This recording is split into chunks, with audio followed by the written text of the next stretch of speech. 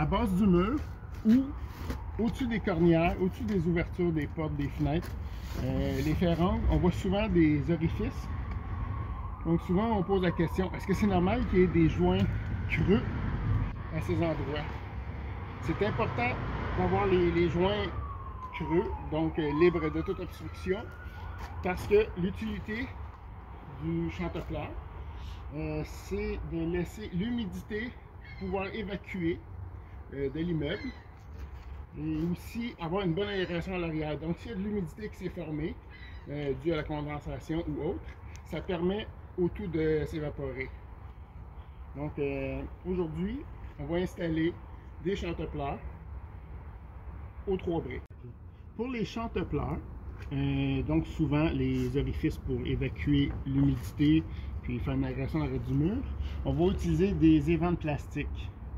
Les évents de plastique servent entre autres à empêcher la vermine de rentrer à l'intérieur de l'immeuble. Aussi, de la façon que c'est formé, c'est fait en conséquence que l'humidité va s'échapper vers l'extérieur, mais aura de la difficulté à revenir en arrière.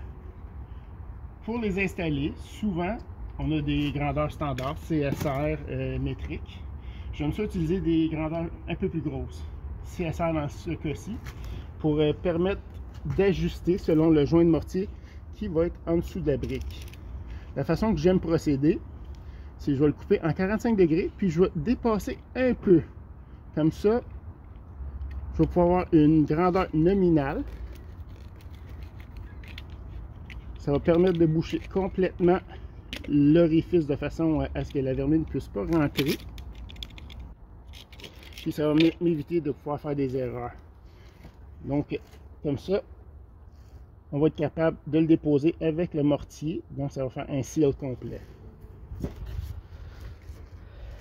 Pour installer les vannes plastiques, on s'assure que l'espace entre les 2 briques est exempt de tout débris.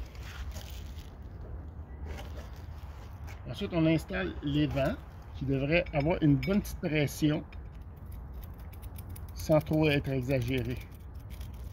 Une erreur courante, c'est de mettre les vents flush à la brique.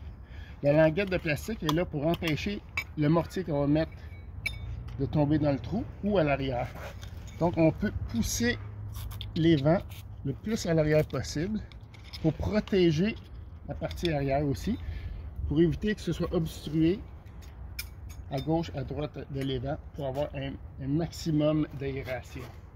Une autre chose qu'on peut faire, on peut rajouter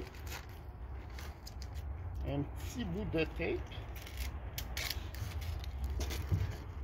pour optimiser l'espace en arrière. Donc, le mortier ne pourra pas obstruer à partir d'ici et ici. Donc, on optimise l'espace.